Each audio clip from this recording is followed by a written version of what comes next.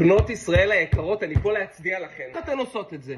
חג שבת, אמא שלי העמידה סירים, הייתי בירושלים אצל חברים, ואז אצל המשפחה ואצל חברים. כמויות של אוכל, וזה רק אתן. אם יש גברים שגם, אז כל הכבוד. סיימנו את החג, אז שבת. אחרי שבת, כיפור. אחרי כיפור, סוכות! תפשוט! שנייה, סוכות! מה זה? שבוע וכמה ימים. כמה הכנות השם. מה חשבתם שאני לא אבוא לעזור לכם?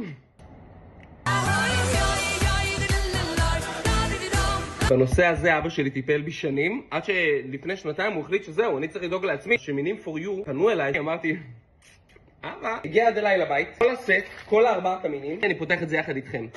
יש לכם אופציה, או באתר, או בבוט, אני אשלח לכם גם את הלינק לבוט. וואו.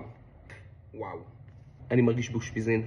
אם אתם רוצים להוריד עוד מטלה, את כל המטלות שיש לכם, אתם נכנסים לאתר או לבוט בוואטסאפ, 4 המינים שמורי הוראה ישבו ובחרו פריט. אתם מבינים? בעמוד שדרה ישר, ואתם מזמינים עכשיו לסוכות, יש לכם 4 המינים, אופס, עוד משימה הורדתם מהראש שלכם. קרה במשך חג, נפסל משהו מ4 המינים, אתם יכולים לנסוע לבני ברק, למחסנים שלהם, יש לכם אחריות לכל החג. והכל בפיקוח של הרב יגאל כהן. אבל אתה רוצה שאני